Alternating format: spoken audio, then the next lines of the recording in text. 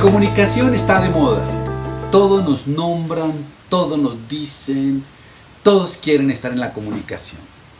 Es en velocidad digital, pero la complejidad, lo político, lo denso, las preguntas están en el territorio y en la diversidad de saberes que nos habitan. En América Latina hemos construido una teoría de la comunicación con conceptos propios inscritos en lo popular, en el territorio y en las políticas latinoamericanas. Este tiempo que estamos viviendo nos lleva a nuevas escuchas, a pensar el mundo de nuevo. Y en esas escuchas nuevas tenemos que imaginar otros futuros para la comunicación, que están por fuera de nuestro campo, están por otros universos, como el arte, el diseño, las culturas ancestrales, los feminismos, el medio ambiente. Tenemos que escuchar al mundo. Por eso, CIESPAL, 60 años, con el apoyo de FES Comunicación, hace estos diálogos divergentes de la comunicación, en el que hemos invitado a sabedores, teóricos, practicantes, activistas de la comunicación, para que sin libreto nos cuenten lo que está pensando e imaginando sobre lo que debe ser la comunicación. Una comunicación desde el sur para pensarnos distinto. En los diálogos divergentes de la comunicación, esta semana nos fuimos al extremo, nos expandimos, para hacer un llamado a que como estamos viviendo no estamos siendo felices, que entramos a la pandemia ya sufriendo la normalidad que teníamos, que salimos de la pandemia dizque a una cosa nueva y peor. ¿Por qué? Porque no estamos pensando en una cosa básica, cómo nos alimentamos, cómo nos cuidamos y cómo somos soberanos del territorio. Hoy, en Diálogos Divergentes de la Comunicación, de CIESPAL, 60 años, con el apoyo de FES Comunicación, Silvia Ribeiro. Mucho contenido para pensar y vivir distinto.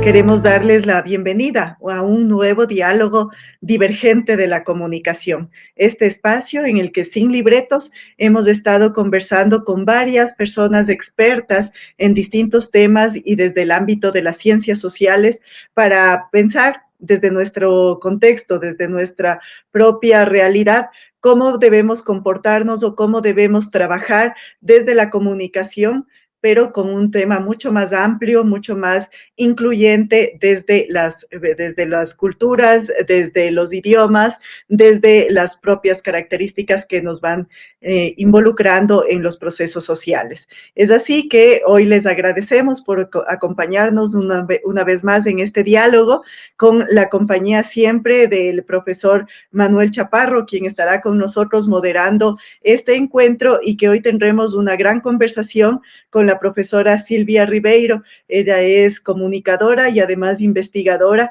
con quien estamos seguros que tendremos un gran diálogo en este momento para compartir, para reflexionar y para partir desde nuestros propios contextos. Entonces, sin más, quiero dar la palabra a nuestro compañero, amigo y colega Manuel Chaparro, con quien vamos a compartir este gran diálogo. Adelante, Manuel. Gracias por estar con nosotros una vez más y agradecer siempre que en la Casa de la Comunicación CIESPAL, con el apoyo de FES Comunicaciones y FES ILDIS, se hace posible llegar a ustedes con este diálogo. Gracias, Manuel. Muchas gracias a ti, Giselle. Es un agradable placer que contéis conmigo y con la confianza que me dais, ¿no? Como decías, estamos trabajando lo divergente como lo diferente, como rupturista, como alternativo frente a la sumisión de la realidad, como una conciencia frente a la alienación, como un desafío reivindicativo de las utopías y también como germen de relato que desde lo popular y la ciudadanía alumbran estas imperiosas necesidades de nuevas narrativas del contar, y es lo que buscamos a través de nuestros interlocutores. Hoy conversamos, como decía, con Silvia Ribeiro, bióloga antes que periodista. Bienvenida al periodismo, porque tanto hace falta la divulgación desde distintas miradas, y Silvia es una de las máximas referencias en la defensa de las luchas contra el agronegocio, la destrucción de los ecosistemas, la patente de semillas. Es parte de Vía Campesina y parte del movimiento de soberanía alimentaria, ¿no? Hoy está en México, donde es responsable del Grupo de Acción sobre Erosión, Tecnología y Concentración. Estimada divergente, Silvia Ribeiro, bienvenida. Hola, muchas gracias Manuel, es un gusto estar aquí con ustedes, muchas gracias Gisela, bueno, agradecerles por este espacio, a CIESPAL, a FEL, a FES, y ojalá que tengamos un buen encuentro, digamos así, de un intercambio de ideas, ¿no? Nada más te quería decir una cosa que para mí es un gran honor si fuera parte de la Vía Campesina, pero no, mi organización es uno de los aliados de la Vía Campesina. En la Vía Campesina solo están organizaciones campesinas, pues. Y entonces nosotros, aunque acompañamos a la Vía Campesina, no soy parte de la Vía Campesina como tal. Lo decía más a título personal, como implicación en lo que escribes, en lo que dices, ¿no? Pero entiendo. Claro que sí.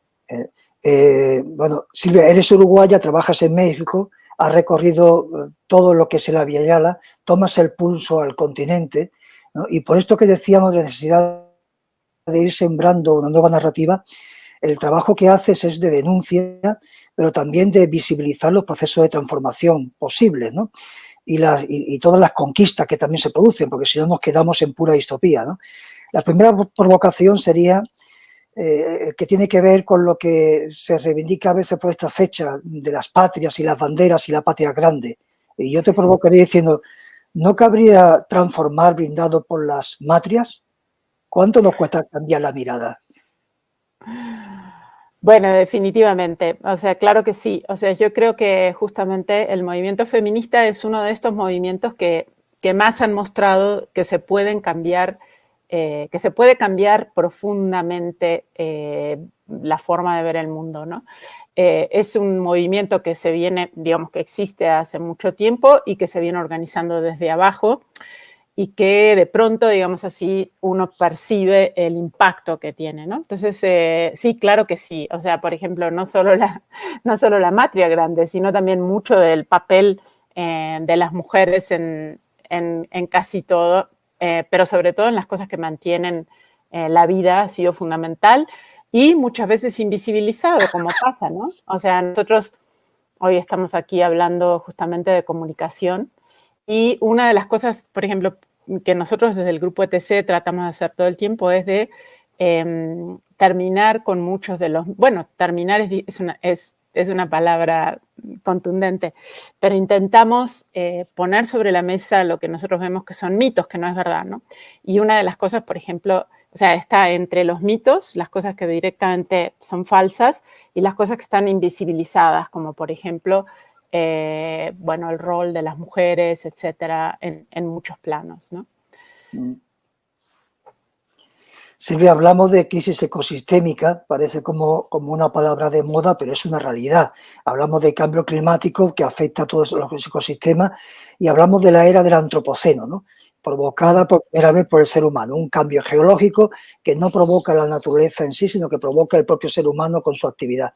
¿Cuánto de esta crisis es culpa del desarrollo y de sus diferentes disfraces, sostenible, verde, endógeno?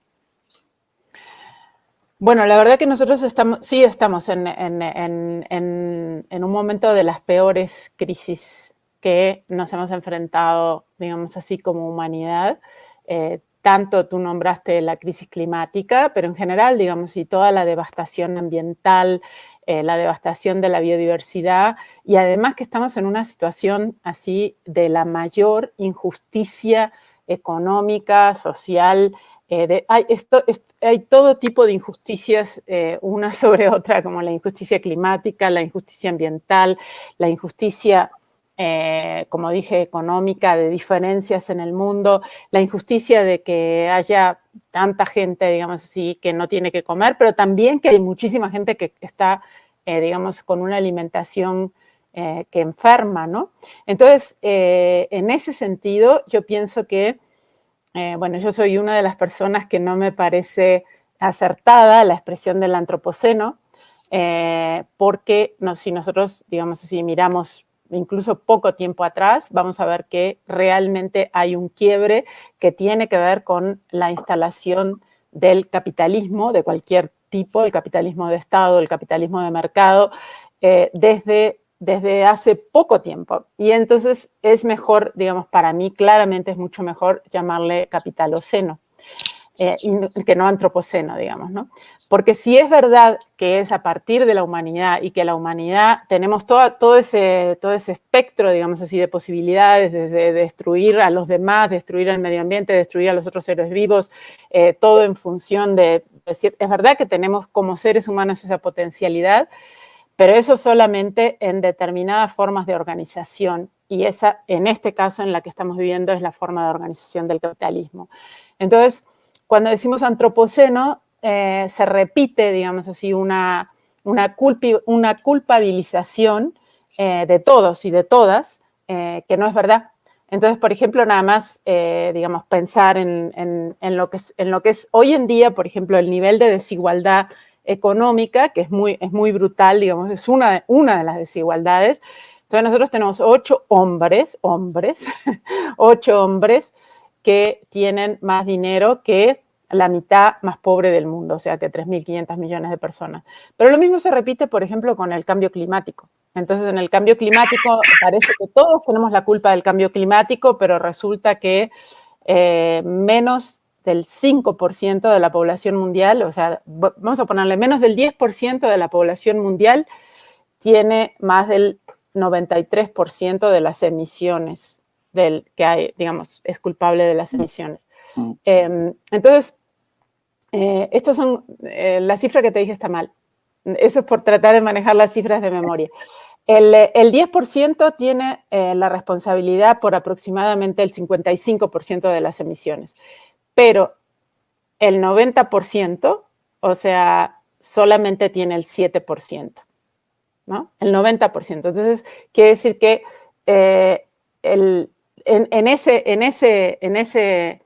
en este rango, digamos así, de injusticias.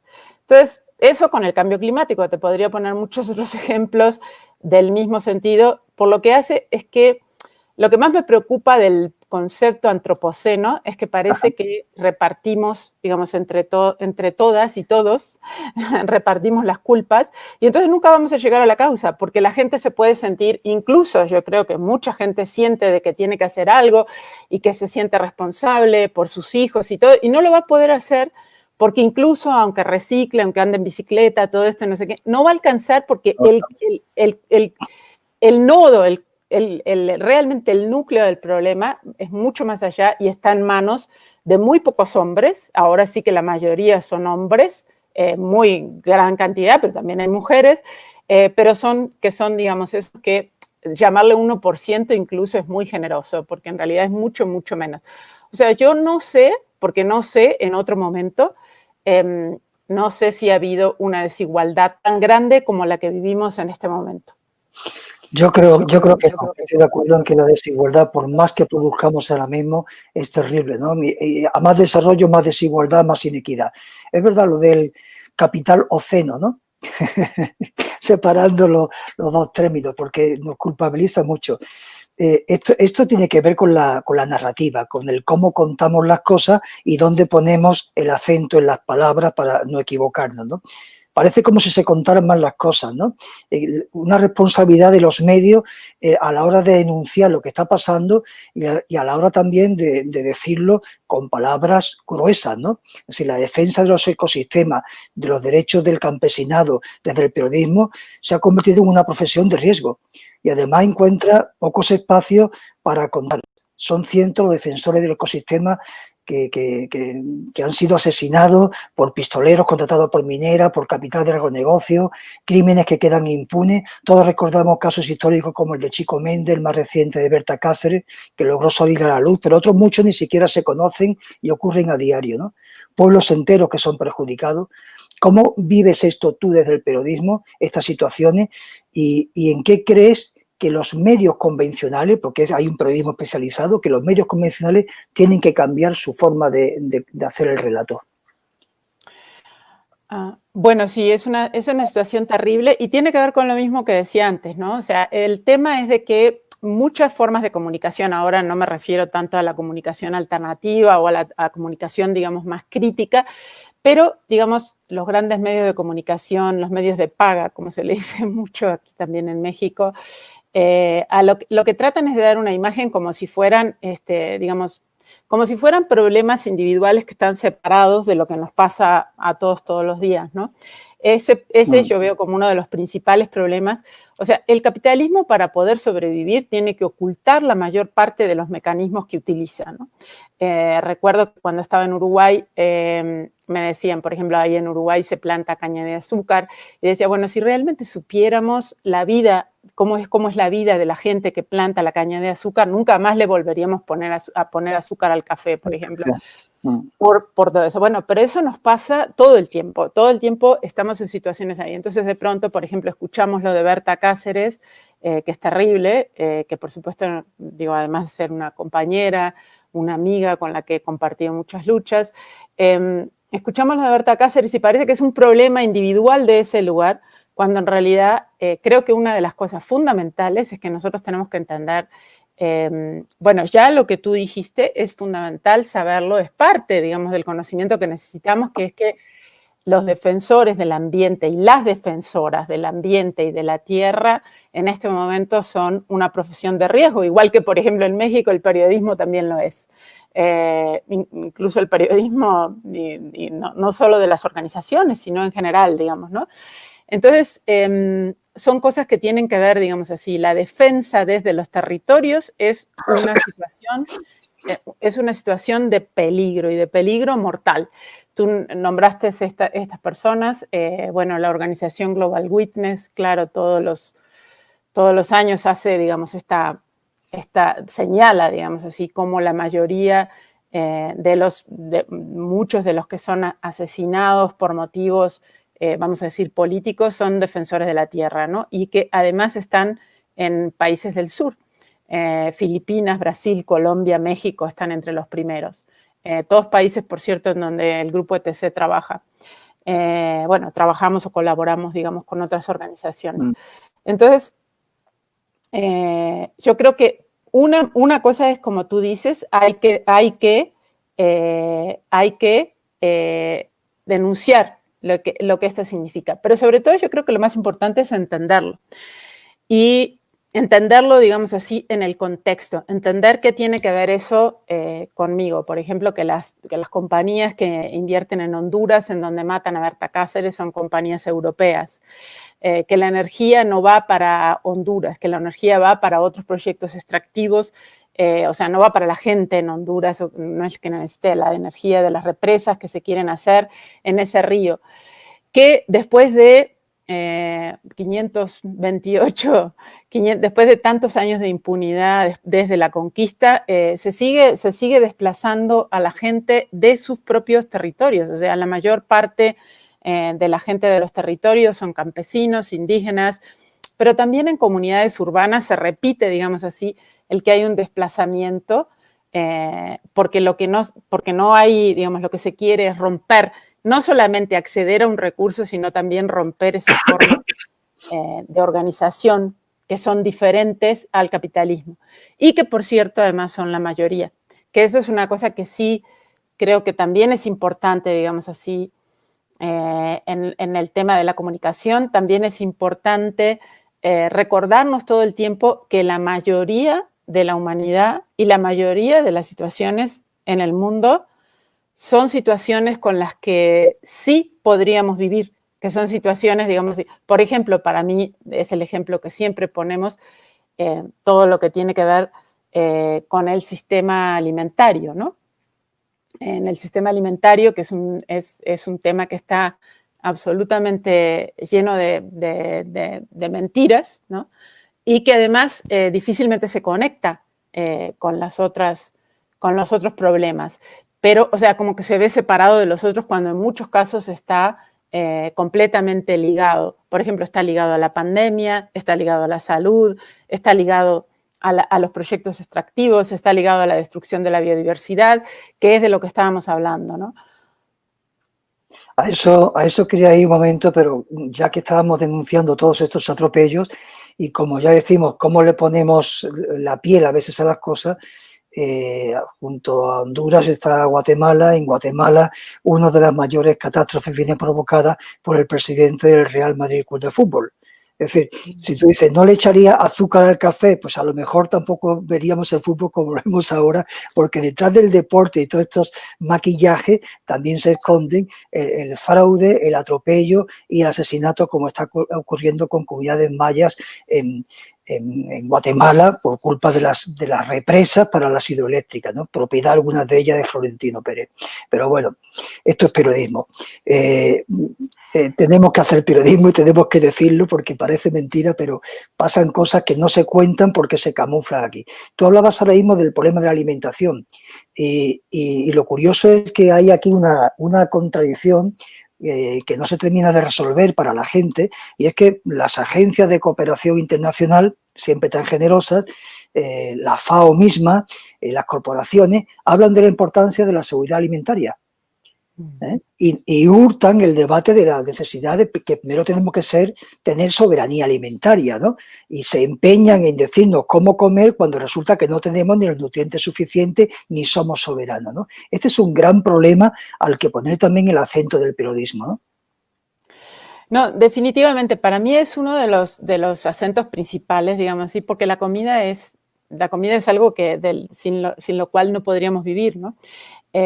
Por ejemplo, esto mismo que tú acabas de decir, es también uno de los mitos. El tema de la seguridad alimentaria, digamos así, es un concepto inventado, digamos así, desde arriba.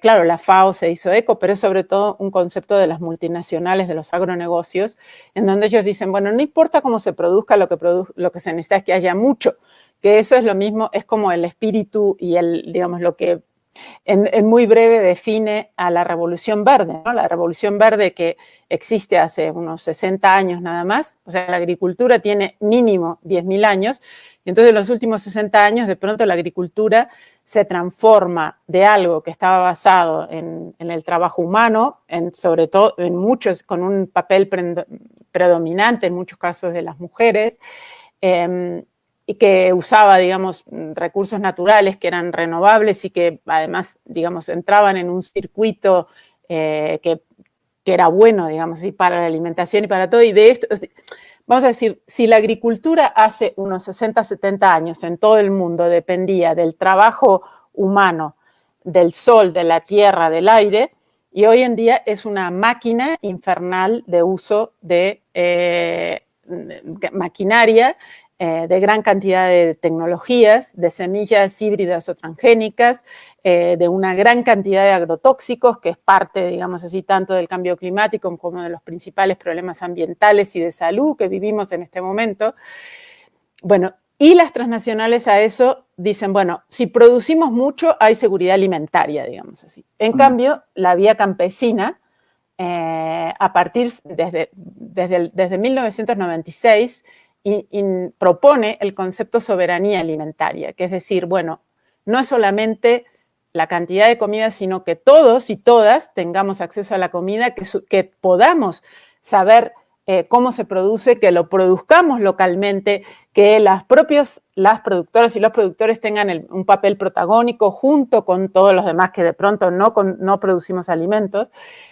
Pero yo creo que rescatan además un tema fundamental, que es que la producción de alimentos tiene que ver absolutamente con todas y todos en el mundo. Si nosotros no estamos comprometidos con alguien que está produciendo alimentos para que eso sea una producción buena a la propia actividad, pero que sea buena para la salud, que sea buena para la naturaleza, para el ambiente, si no estamos comprometidos con eso, quiere decir que estamos cegándonos, autocegándonos, en no ver que es un tema de todos, no es solamente un tema campesino, que es una de las razones, por ejemplo, por las que nosotros trabajamos mucho con la vía campesina, ¿no?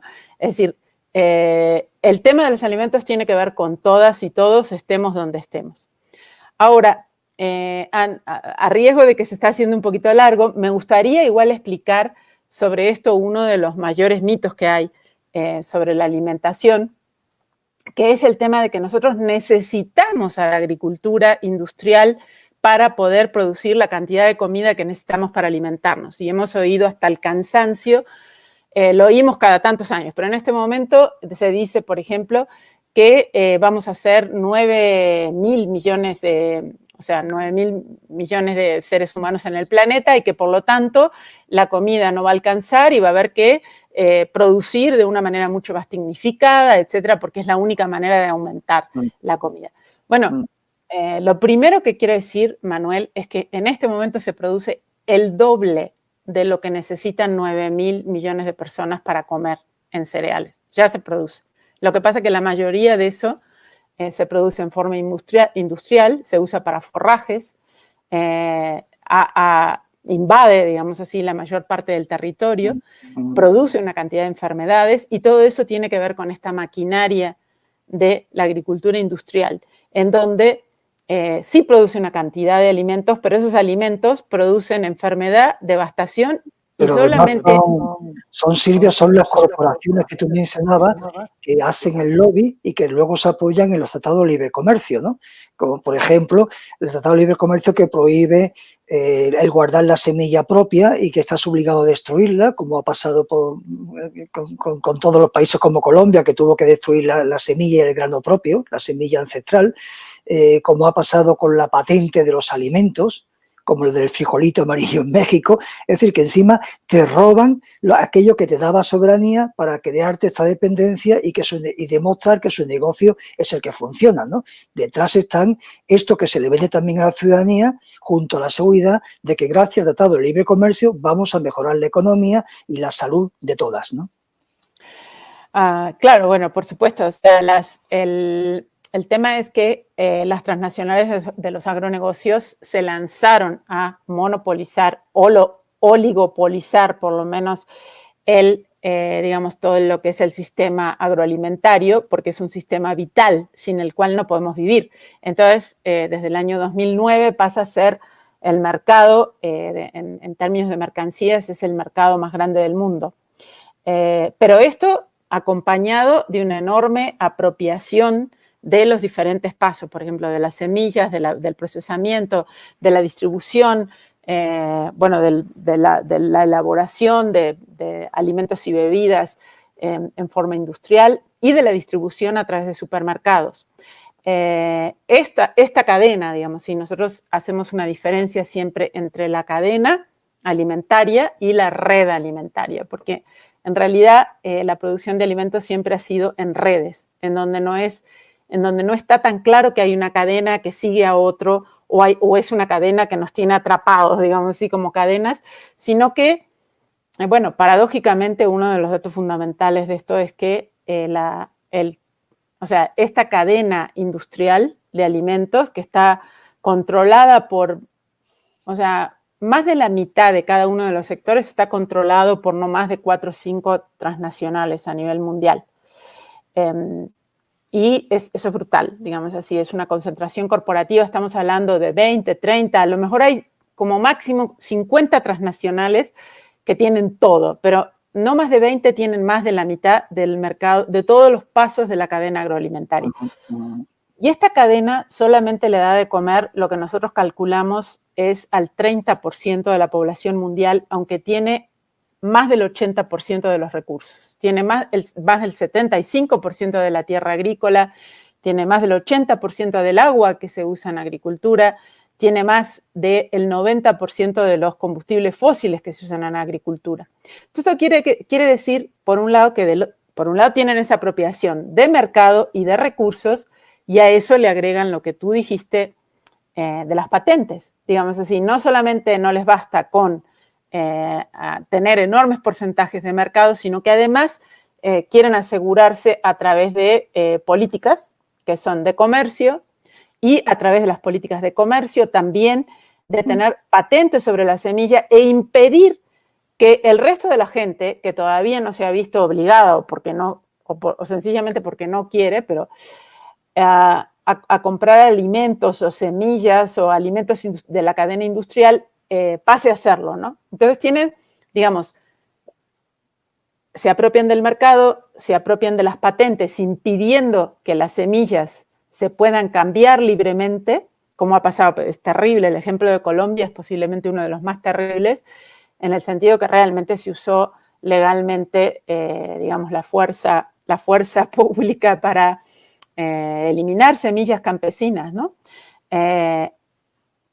Esto es otra de las formas que utilizan. Y por supuesto, bueno, ahora también viene todo el tema que está mezclado con los dos anteriores de la tecnología.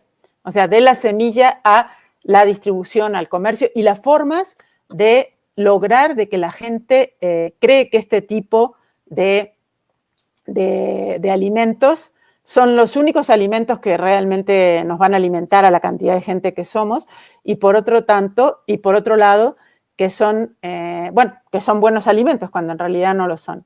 Entonces, nos queda la otra parte, que a lo mejor después hablamos un poco más, que es decir, bueno, pero si estos solamente llegan al 30%, ¿qué hace el otro 70%? Pero eso lo vemos ahora. Ya, pero imagino que el otro 30% es porque está en un mercado de cercanía, ¿no? En una economía más circular, en una economía esta que definimos como de kilómetro cero. Mientras menor distancia recorra, mejor para nuestra salud, para el planeta y para tu vecino, que es el productor, ¿no? Aquí recuerdo el texto de un colega hace en décadas de los 80, en la que en un libro empezaba a enumerar los electrodomésticos que le rodeaban en su casa. Decía, mi lavadora viene de Holanda, mi monitor de televisión viene de Japón, mi coche es de Corea, y todos los electrodomésticos que rodean tu casa, ninguno es de fabricación nacional, con lo cual es un mercado dependiente. Ahora, cuando uno abre el frigorífico, al menos el mío, me encuentro con que casi nada viene de mi territorio. Entonces nos quejamos de que la economía va mal, pero si yo no le compro a mi vecino productor, ¿qué es lo que estoy haciendo? Le estoy invitando además a que se sume a este negocio de las commodities y que lo que él produce lo venda a México, lo venda a Perú o lo venda en China, ¿no? Esto es una locura, ¿no? Esto es a lo que tú me imagino que estabas queriendo referir, ¿no? No, definitivamente, o sea, claro, exactamente, tú pones esto. Eso además pasa, digamos, en todas las ciudades del mundo. Habrá ciudades en donde es peor que en otras, pero en todas las ciudades del mundo, digamos, hay esta visión absolutamente, digamos, engañosa en realidad, de que uno puede comer cualquier fruta, cualquier verdura, cualquier alimento en cualquier parte del mundo y además en cualquier época del año, ¿no? Lo cual, eso además ha tenido un impacto brutal sobre las culturas, que también esto es todo un tema, digamos, ¿no? Ahora, sí, justo lo que tú señalas, digamos, lo que le llamas de cercanía, estoy de acuerdo, digamos, cercanía, nosotros le llamamos redes campesinas, pero nos referimos no solo a las campesinas y los campesinos, sino también, por ejemplo, bueno, por supuesto, pescadores, cazadores, recolectores, pero también, digamos, a las comunidades locales, urbanas, que también producen alimentos. Nosotros en el grupo ETC llevamos un estudio desde hace 13 años que se llama ¿Quién nos alimentará? Se llama así, pero ahora lo vamos a cambiar a ¿Quién nos alimenta? ¿Ya? Porque era un poco decir, bueno, con la crisis climática y la crisis alimentaria y todas estas crisis de ambiente, realmente ¿quién tiene la capacidad de producir la comida? Y lo primero que tuvimos que, digamos, que mostrar y que nosotros mismos empezamos a encontrar datos, revisando incluso datos oficiales, la mayoría de los datos que usamos provienen de Naciones Unidas, también hay de otras organizaciones, y nos muestran que el equivalente, digamos, el 70% de la población mundial recibe algún tipo de alimento, pero en general la mayoría de su alimentación de esas redes campesinas. Y, por ejemplo, un dato que tiene que ver con lo que tú decías de la producción en cercanía, es un dato importante. En general, se piensa en la producción campesina como si fuera una producción, le dicen, de autosubsistencia, le dicen en América Latina, como si solo fuera lo que uno produce para comer, que de por sí eso ya es importante. Pero en realidad, a este tipo de agricultura produce una gran cantidad. Y además también se complementa, por ejemplo, con la agricultura urbana. La agricultura urbana es otra agricultura absolutamente despreciada en el sentido de decir, no, bueno, la agricultura urbana es una cosa de hippies que tienen unas macetitas en el balcón. Resulta que la agricultura urbana, según el Programa de Naciones Unidas para el Desarrollo, que son cifras oficiales, tiene hasta el 20%, o sea, produce casi en lo que sería el equivalente a un 20% de la alimentación mundial. Y eso es en parte porque mucha es la gente que ha sido desplazada del campo, que se ha ido a las ciudades, y en todo el mundo estamos hablando, no solamente, digamos, en ciertos países que uno dice, no, bueno, no sé qué se imaginan cuando hablan de agricultura urbana. Pero lo que fue para nosotros sorpresivo es entender que todas estas redes están vivas y siguen funcionando y que realmente son la mayoría del planeta, pero solamente tienen menos del 25% de la Tierra, solamente usan el agua que tienen, digamos, de lo que acá le llaman de temporal, o sea, el agua que viene de la lluvia o el agua que pueden utilizar en los lugares en donde están, y usan muy, muy pocos combustibles fósiles. No quiere decir que todos sean agroecológicos, orgánicos o algo así. Hay muchos pequeños, digamos, que a lo mejor usan algún químico o fertilizante. Eso tiene que ver con destrucción también de conocimientos locales, pero de todas maneras usan muchísimo menos, entre otras cosas porque es la comida que comemos, que ellos mismos comen o que ellas mismas comen. Entonces, estas redes, digamos así, es una de las cosas que nosotros tenemos que poner, incluso, por ejemplo, ahora en la pandemia, son las verdaderas redes que han estado funcionando. Son las que, por ejemplo, han seguido y han inventado nuevas formas de llegar a las ciudades o a los lugares en donde no había acceso a alimentos, ¿no? En cambio, que los que realmente han pasado dificultades desde el punto de vista alimentario han sido los que han quedado desprovistos de estas redes alimentarias desde abajo, como por ejemplo los migrantes, como por ejemplo la gente que está en las periferias de las ciudades, etc. Pero bueno, si no, todos los ejemplos, por ejemplo, que nosotros tenemos de América Latina, estamos de hecho haciendo una serie de diálogos con otras organizaciones sobre cómo la gente ha resuelto las necesidades en la pandemia, y nosotros en América Latina tenemos ejemplos impresionantes, así, por ejemplo, bueno, yo he visto videos de Ecuador, en donde no he estado personalmente, en donde hay comunidades campesinas que bajan, en general son de la sierra, a otros lugares a compartir alimentos, o incluso aunque vayan a vender alimentos, son los que llegan realmente a la gente. Y lo mismo está pasando en México, y lo mismo está pasando en Perú, y lo mismo está pasando en América Central.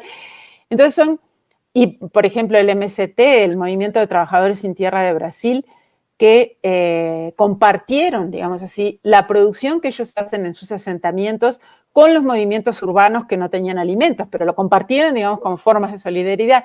Bueno, de esto está llena la pandemia de ejemplos que tampoco han sido muy visibilizados, pero que muestran que, y es a nosotros lo que, digamos, para trabajar los temas espantosos que nosotros trabajamos así, de transgénicos, de cambio climático, de manipulación del clima, de redes 5G, para trabajar todo eso, a mí lo que realmente me anima es que de pronto pienso, bueno, me acuerdo de estos ejemplos y digo, no, es que esas redes existen no solo en los países del sur, existen en todas partes. Yo estoy segura que en toda Europa, estoy segura, y no, además conozco, por ejemplo, en Estados Unidos y en Canadá, muchísima gente que también son gente de abajo, gente que se está organizando desde redes. Bueno, increíblemente, Manuel, esto es lo que sostiene al mundo. O sea, no solamente lo sostienen alimentariamente, también lo sostiene desde el punto de vista de que conservemos cierta cordura, ¿no? Porque realmente estamos en un sistema de tal alienación y de tal y que está tan lleno de mentiras y de mitos. Que mantengamos vivas las utopías, ¿no? Que es lo importante. Es decir, no somos culpables de esto que se ha generado por algunos de los seres humanos que habitan el planeta, no por todas y por todos, pero tenemos capacidad de intervenir individualmente y colectivamente, ¿no? Y Silvia, por cerrar esta parte referida a la alimentación, esto que a veces tampoco se entiende, porque uno de los mayores desastres viene provocado por la imposición de una dieta carnívora. Antes hablamos del azúcar, que se impone como un alimento artificial y que está presente en todo lo que comemos y sobre todo lo procesado, pero la dieta carnívora es otro gran problema, ¿no? La elevada cantidad de carne que hoy están consumiendo una parte de la población mundial y las consecuencias negativas no para la salud propia, sino para la salud del planeta, ¿no? Pastos para soja, esquilmación de acuíferos, arborizamiento, por no contar esto de que una vaca en pedo pues supone entre 200 y 500 litros de metano al aire, que es un gas que afecta al cambio climático, ¿no? Esta cultura habrá también que revertirla, ¿no? Junto con el maltrato animal, ¿no? Estas macrogranjas de 50.000, de 40.000 cabezas de ganado estabuladas, sin salir, sin ver jamás la luz del sol. Una ética para esto, ¿no? A la hora del narrar y del contar, ¿no? Parece que comerlo es gratis, pero no tenemos en cuenta cómo estamos maltratando y al mismo tiempo maltratándonos y contribuyendo a este cambio a través de estas conductas, ¿no? No, sí, es impresionante, digamos, sí, la industria cárnica en general, digamos, sí, pero nosotros, bueno, una de las cosas a las que nosotros creemos que esta pandemia puso claramente sobre sobre la mesa, digamos así, que es el rol del sistema alimentario agroindustrial y el pecuario, claro, en la pandemia. Y, y que es fundamental, digamos, tiene que ver directamente con esto que tú estás diciendo. ¿Por qué? Porque antes, digamos así, en la producción descentralizada, digamos así, de animales, en la producción pequeña y todo eso, digamos, había un consumo en parte muchísimo menor. Por supuesto, tradicionalmente siempre ha habido un menor consumo de carne porque la carne, la producción de carne, vamos a decir así, es un proceso que lleva mucha energía. O sea, dedicar las plantas a darle de comer a vacas, a pollos o a cerdos para después comerla a nosotros, significa que a nosotros solamente nos llega un 10% de la energía, o menos, incluso en cerdos se calcula menos del 5%. Eso porque toda la energía que se gasta, digamos, en estas grandes instalaciones, etcétera. Pero eso también, digamos, es una forma, digamos así, que tradicionalmente en todas las culturas tradicionales se comía mucho menos carne y ahora, como es un negocio, y es algo que se estimula, digamos así, el absoluto aumento, digamos así, del consumo de carne. Pero lo que sí es muy importante es entender que, por ejemplo, o sea, las transnacionales, pero también la Organización Mundial de la Salud y la FAO, los tres han estado advirtiendo de que las pandemias y las epidemias se van a repetir todo el tiempo, porque en la última década el 75% de las epidemias que han habido y varias de las pandemias tienen, o todas quizás, tienen origen zoonótico, es decir, origen animal. Pero ese origen animal, la mayoría es porque viene de cerdos, vacas y pollos, que están criados en confinamiento de la agricultura industrial a gran escala, de esta agricultura, de esta pecuaria industrial. Estas instalaciones, estas mega instalaciones, así que son además desde el punto de vista ético, como tú dices, son realmente es que te rompe el corazón nada más verlo, o sea, las condiciones en las que viven estos animales, a los que permanentemente se le están dando venenos, antibióticos y alimentos como soja y maíz transgénico, es su principal alimento, en fin. Pero no solamente estos, que son además tremendamente, genéticamente muy uniformes. Por ejemplo, sabes que todas las aves que se producen en forma industrial en el mundo, la genética proviene de solo 3 empresas en todo el mundo. Entonces, esto que es genéticamente tan uniforme, pero que además están en condiciones de total hacinamiento para aprovechar cada lugar, para que además los animales no se muevan y puedan engordar más rápido, a los que se le da el 80% de todos los antibióticos que se consumen en el mundo, en cualquier cosa, el 80% va para la cría industrial de animales, para animales sanos. O sea, no para animales enfermos. Una parte será para animales enfermos, pero la mayoría es para promover el engorde. Entonces, esto que la propia OMS ha llamado que tiene que parar, ¿no? Bueno, esto es el sustrato de la pandemia actual y de la gripe porcina y de la gripe aviar. Y incluso, por ejemplo, aún cuando venga de un murciélago, en este caso el SARS-CoV-2, la que tenemos ahora se supone que viene de un murciélago, pero también había otras que venían de un murciélago.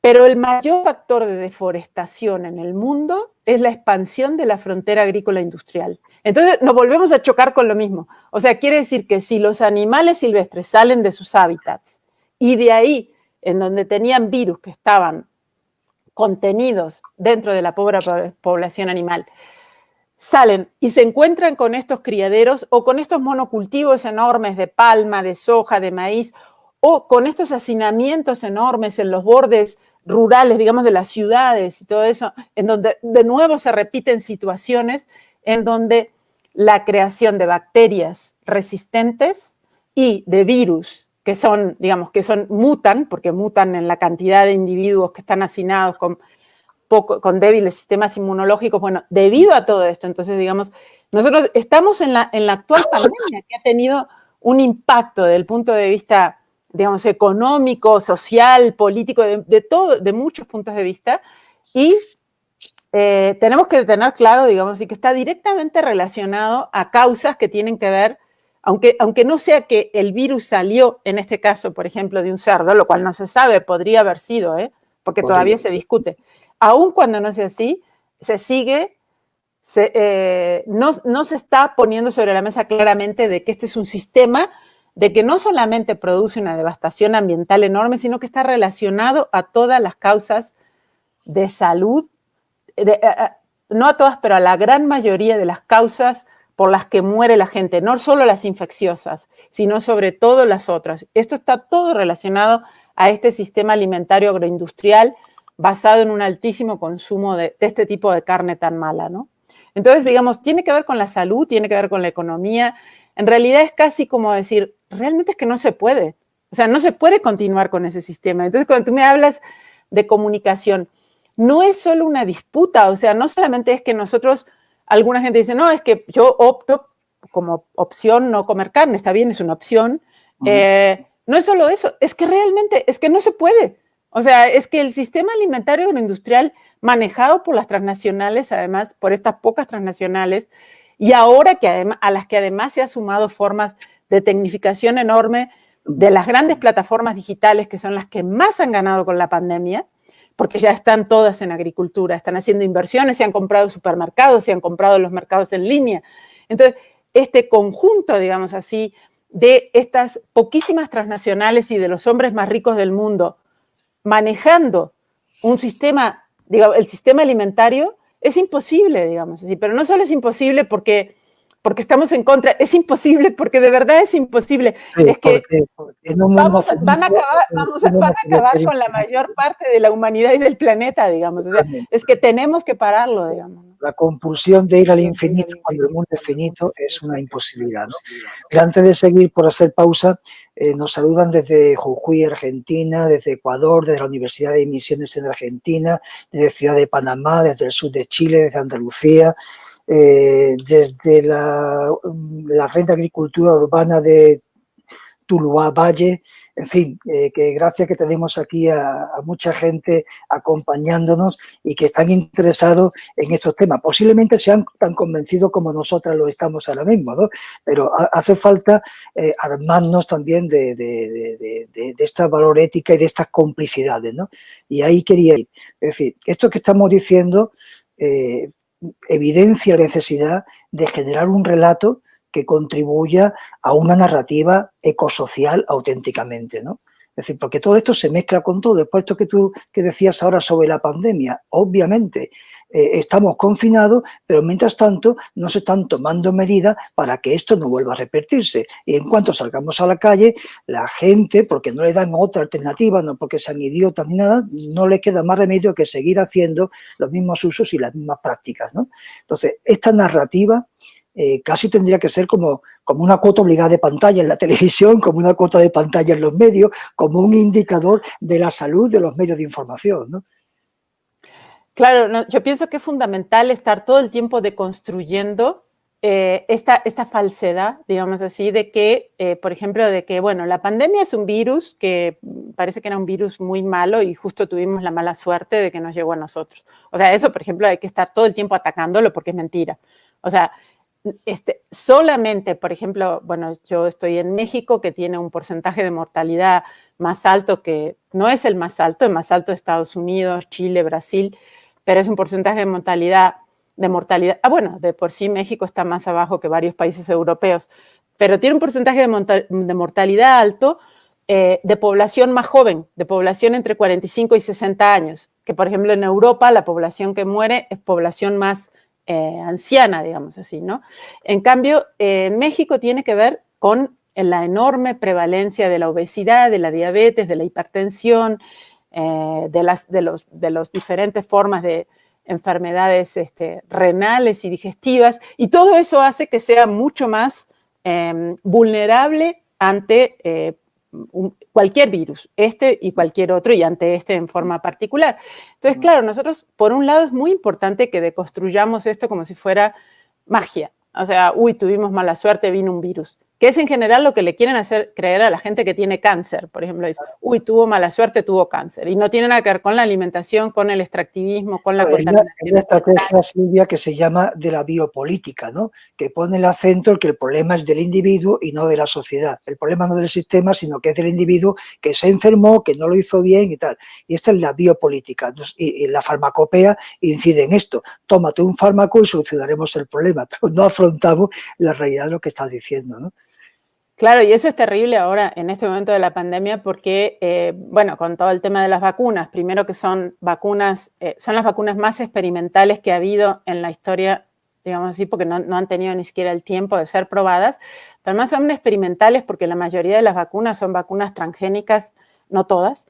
La mayoría de las vacunas que se están elaborando son vacunas transgénicas que nunca se han probado en seres humanos y que además pretenden, digamos así, que tengan una acción de transgenia dentro del organismo. O sea, hasta ahora las vacunas tenían que ver con insertar un virus inactivado o algo para despertar el sistema inmunológico.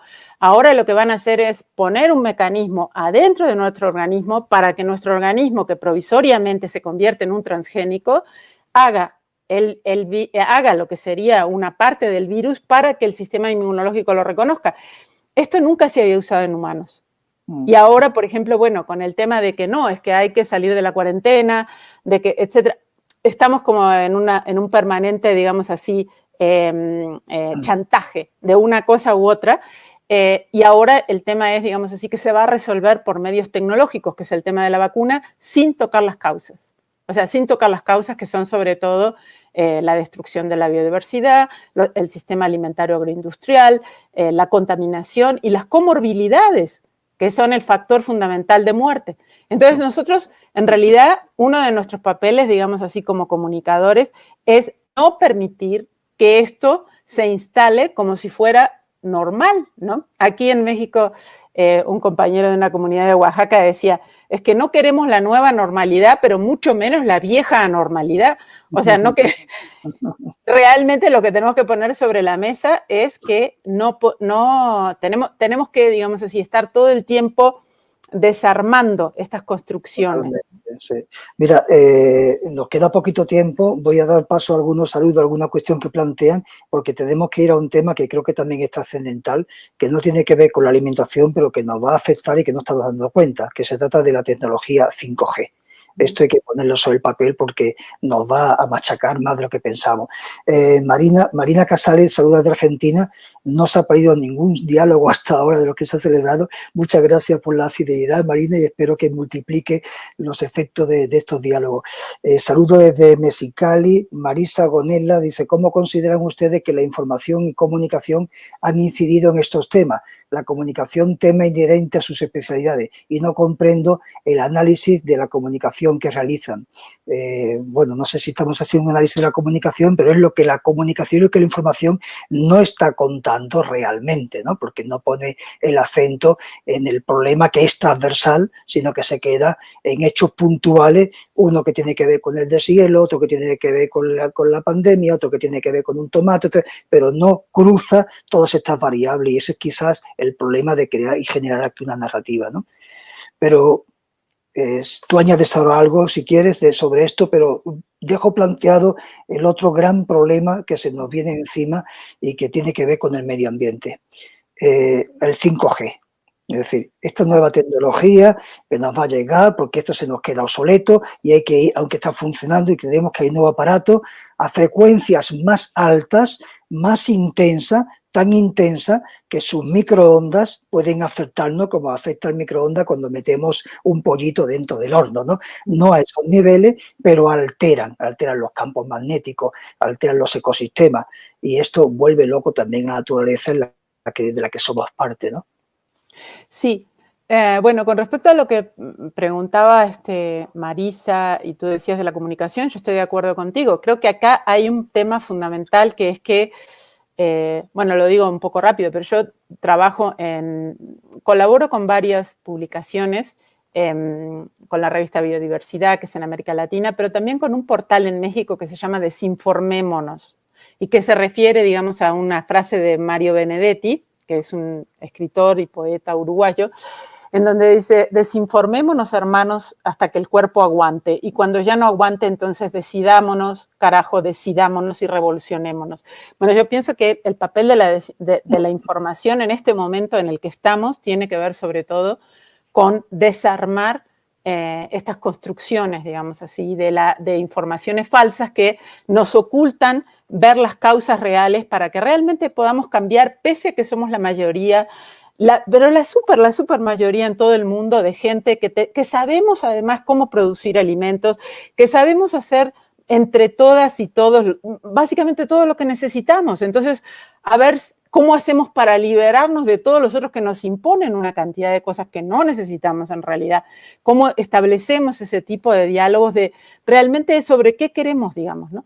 Entonces, lo voy a comunicar con el tema del 5G porque está muy comunicado. O sea, aunque no lo entendamos en este momento, justamente.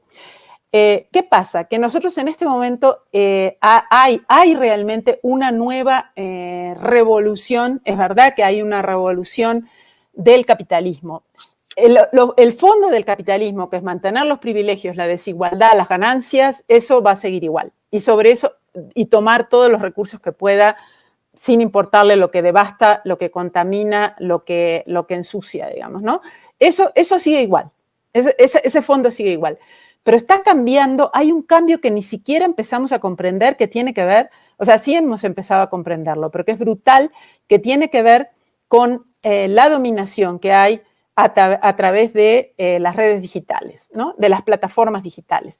Y que es como si la pandemia hubiera sido hecha para las empresas digitales. O sea, es impresionante. El hombre más rico del mundo en este momento es Jeff Bezos, el dueño de Amazon. Le siguen Bill Gates, Mark Zuckerberg, el dueño de Facebook, Bill Gates, el de Microsoft. O sea, estas redes pasaron a ser las empresas de mayor capitalización del mundo. Por ejemplo, Apple en este momento tiene más de tiene una valorización de mercado de 2.000 millones de dólares, que es, por compararles, por ejemplo, no hay ningún país en América Latina que tenga un PIB de este tamaño, de billones, dije mil millones, me equivoqué, 2 billones, o sea, millones de millones, trillones en inglés, billones de billones. No hay ningún país de América Latina, ni Brasil, ni México, ni los más grandes, que tengan un PIB del tamaño de la Apple, ¿no? Entonces, ¿y qué pasa? Que todas estas empresas, a su vez, están en este momento, se han metido en todos los aspectos de la producción, de la educación, de los servicios, de los alimentos. Están, es para otra charla, están cada vez más avanzando, todas estas, incluso empresas como Facebook. Facebook se acaba de comprar una de las mayores plataformas de ventas en línea en la India y están trabajando desde cables submarinos hasta la instalación de mayor conectividad en todas partes. ¿Por qué? ¿Y qué es lo que venden? Eso es lo que hay que preguntarse. No sé si ustedes alguna vez se preguntaron, ¿pero qué es lo que venden? Sí, bueno, Apple vende teléfonos y todo. ¿Saben lo que más venden? Lo que venden son nuestros datos. ¿Qué datos? Los datos. ¿Dónde vamos? ¿Con quién estamos? ¿Qué comemos? ¿Qué nos gusta? ¿Qué no nos gusta? ¿Qué nos entusiasma? ¿Qué no nos entusiasma? ¿Qué nos pone tristes? ¿Qué nos pone alegres? Todo eso. Que todo eso lo sacan, por ejemplo, con análisis biométricos, o sea, hasta de nuestras fotos, de las expresiones, de las formas, de los tonos de voz. Todo eso que están haciendo, que solamente son tantos datos que solo pueden ir en enormes nubes que almacenan todos esos datos y los cruzan, ¿no? Con cuánto gastamos en una tarjeta de crédito o en dónde estamos, o si votamos o no votamos, o si con quién hablamos o no hablamos, o si mis hijos van o no van a la escuela, si toman clases en línea, que ahora casi todas las clases en línea en muchos lugares de América Latina, no conozco en Europa, usan un sistema de Google, ¿no? Entonces, Google es la que inventó esto. Digamos, Google a través de los sistemas de búsqueda inventó este tema de sacar datos. Entonces, el extractivismo de datos que se dan a través de nuestro uso de las redes, pero también de las cámaras de vigilancia, las cámaras de las ciudades, todo eso ahora está conectado en enormes nubes y, créanlo o no, solo va a 3 o 4 nubes, que son las de Amazon, las de Google, ¿verdad? Que son los que tienen esa capacidad. Ahora, solamente son estas nubes las que necesitan una potencia mayor de transmisión de conectividad. El tema de que si queremos o no estar conectados en las redes es todo un tema, pero la necesidad de que haya un volumen de conexión brutal que solamente podría dar la 5G, que no se corte, que tenga una cantidad enorme de volumen de datos, para que nuestro refrigerador, nuestra tostadora, nuestra computadora y mi teléfono hablen, que quién lo necesita, o sea, es lo que le llaman el Internet de las cosas, para que eso realmente, para que puedan vendernos trillones de nuevos aparatos que van a ser inteligentes, para que todo eso pueda funcionar, se necesitan estas enormes redes como las redes 5G. Y las redes 5G van a producir un nivel de frecuencia en los hogares, en las calles, en todos lados, que nunca se vio, en parte porque usan una frecuencia diferente, pero además porque aumentan enormemente la cantidad de frecuencias. Y además porque también lo van a conectar a frecuencias satelitales, que hasta ahora, digamos, la comunicación satelital no estaba realmente habilitada para el común de la gente, o sea, los que tienen teléfonos satelitales, todo eso. No, en general eran otro tipo de comunicación. Entonces, hay muchos temas, como este que tú acabas de decir, de cuál es el efecto ambiental y en la salud de la radiación electromagnética. Ese es un tema enorme que se suma a los temas de salud que discutíamos antes. Hay gente que dice, no, eso no es verdad. Hay estudios que sí muestran de que, por supuesto, hay una afectación y evidentemente va a afectar a todos los animales que usan el sistema electromagnético de la Tierra, desde insectos, pájaros, etcétera.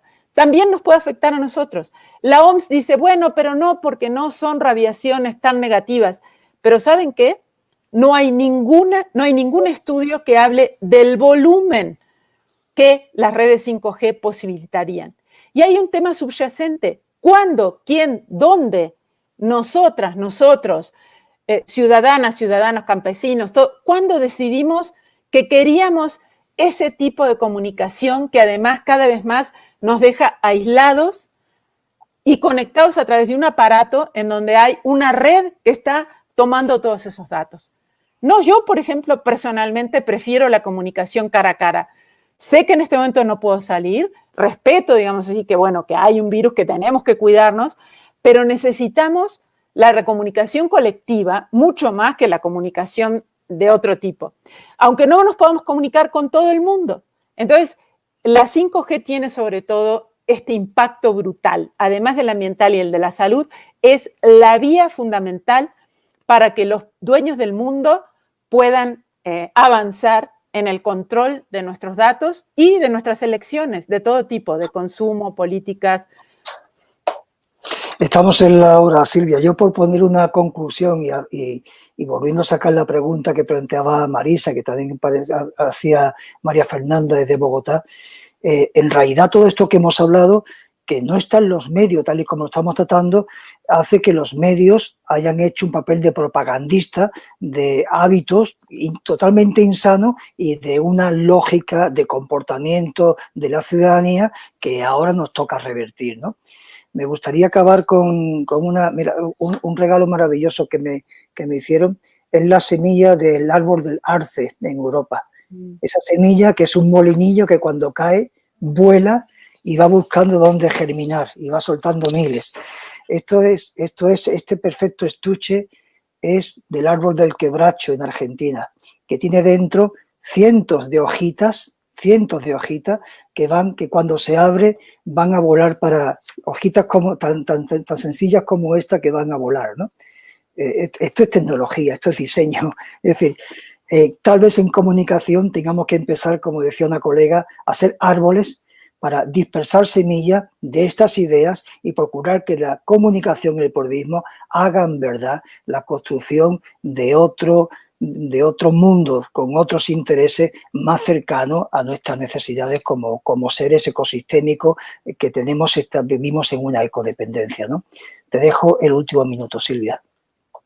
Bueno, estoy completamente de acuerdo contigo. Yo creo que un papel fundamental de la comunicación es, por un lado, la deconstrucción, o sea, como hemos hablado casi todo este diálogo, pero también el mostrar que todavía, digamos así, las relaciones de las redes locales, de las mujeres, de los hombres, de los niños, de los viejos, que realmente tenemos esos conocimientos y también mostrar eso, mostrar que existe, de que no vemos solamente, digamos así, en el desastre, porque lo paradójico es que el desastre existe, pero lo otro también existe y es lo que está sosteniendo. Entonces yo pienso que como que entre esas dos cosas de, por un lado, de construir, por un lado, poner las preguntas críticas y por otro lado, mostrar que de verdad sí podemos, tenemos muchas soluciones que ya estamos haciendo, ¿no? Yo pienso que son como papeles fundamentales de la comunicación hoy en día. Y les quiero agradecer muchísimo a ti, Manuel, a CIESPAL, a FES, por estos diálogos que están haciendo y, bueno, por el trabajo. Y a toda la audiencia, y lamento que haya hablado mucho y no les haya dejado mucho espacio para hacer preguntas. Bueno, es que el tema da para mucho tiempo y cada tema quizá tendría que tener un monográfico para abordarlo con suficiencia. Pero aquí dejamos, pueden investigar en la página web de Silvia, buscando a Silvia en internet, van a encontrar todos sus artículos y buscando estos diálogos que van a quedar registrados y van a poderlos seguir a través de la página de CIESPAL y de FESCOL.